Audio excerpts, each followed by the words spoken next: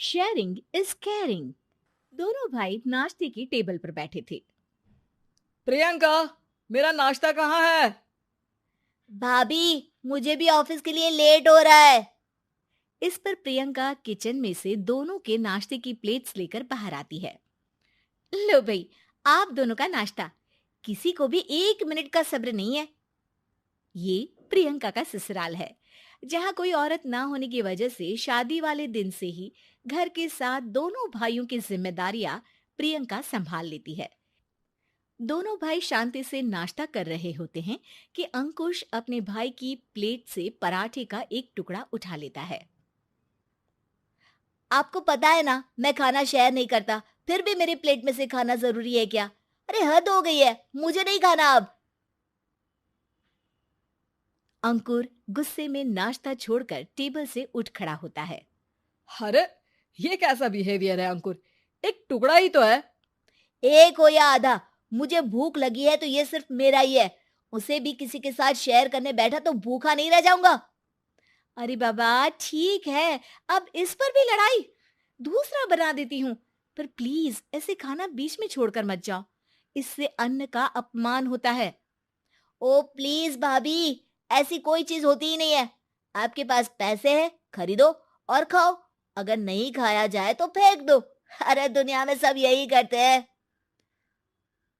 अंकुर bag उठाकर office के लिए चला जाता है, जिसके पीछे उसका बड़ा भाई मायूस सा घर में खड़ा रह जाता है।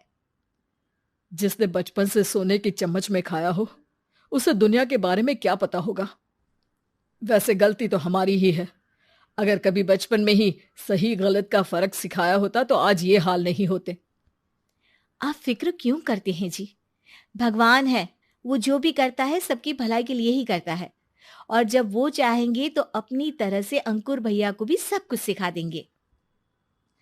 पत्नी की बात पर विश्वास कर अंकुश भी ऑफिस चला जाता है। सुबह से दोपहर होती है और अंकुर लंच करने ऑफिस के पास वाले रेस्टोरेंट में पहुंचता है, जहां वो एक साथ बहुत सारा खाना ऑर्डर कर देता है। सर, क्या कोई आपको ज्वाइन करने वाला है? नहीं तो क्यों? अब कुछ नहीं सर, ऐसे ही। वेटर चला जाता है और कुछ देर में अंकुर का ऑर्डर लेकर वापस आता है, जिस पर अंकुर सब डिशेस में से थोड़ा थोड़ा खाकर बाकी ऐसे ही छोड़कर बिल देकर चला जाता है। वाह भगवान, तेरी माया।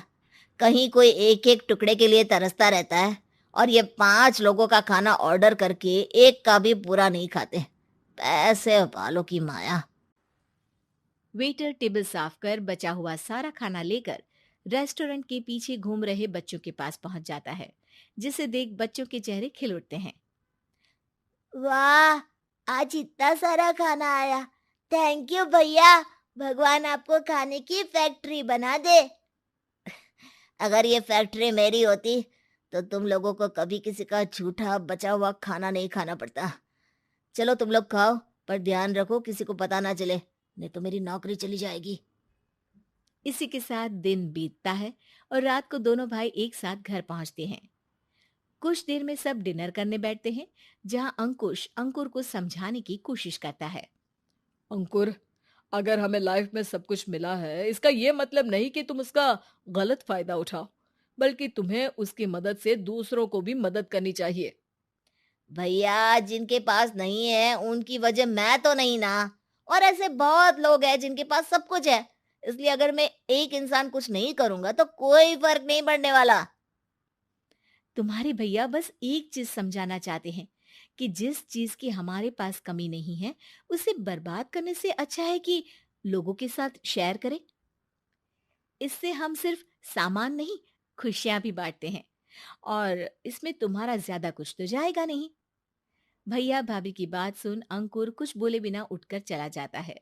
इसी तरह दिन बीतते रहते हैं, जिसमें अंकुश और प्रियंका कोशिश तो बहुत करते हैं, पर अंकुर पर किसी भी चीज का कोई असर नहीं पड़ता।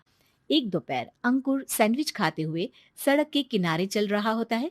तभी उसकी नजर आइसक्रीम वाले पर पड़ती है और वो सैंडविच सड़क किनारे फेंक आइसक्रीम खरीदने पहुंच जाता है। अब इसे कहते हैं जिंदगी का सुख। जैसे ही अंकुर आइसक्रीम लेकर पीछे मुड़ता है, तो एक आदमी को सड़क से वही सैंडविच उठाते हुए देखता है। वो आदमी बहुत कमजोर, गरीब, जैसे बहुत दिनों से खाना ना खाया हो वैसा लग रहा था। अंकुर उसके पास जाकर खड़ा हो जाता है। उसे देखकर आदमी सैंडविच अंकुर की तरफ कर देता है। आपको भी खाना है क्या? क्या हम इसे आधा आधा कर ले? मुझे बहुत भूख लगी है। वो मेरा ही झूठा सैंडविच है। तुम दूसरा खरीद कर क्यों नहीं खा लेते? इसे क्यों खा रहे हो? अरे भैया, अगर खरीदने के पैसे होते तो 4 दिन से भूखा नहीं घूम रहा होता। हैं? क्या? तुमने 4 दिन से कुछ नहीं खाया, फिर भी इस आधे सैंडविच को मेरे साथ बांटने के लिए तैयार हो गए? क्यों? अरे भैया, पैसा नहीं है तो क्या हुआ, इंसानियत आज भी उतनी महंगी नहीं हुई, और ना ही उस पर अमीर गरीब का टैग लगा है जो हम उसे रख ना सके। पर अफसोस, आजकल लोगों के अंदर पोषण, खून या विटामिन से ज्यादा इंसानियत की कमी होने लगी है। आदमी की बातों से अंकुर को समझ में आ जाता है कि वो आज तक कितना गलत काम करता आ रहा था। इसके बाद से वो अपनी किसी के साथ शेयर नहीं करने और खाने को बर्बाद करने वाली आदत को छोड़ देता है।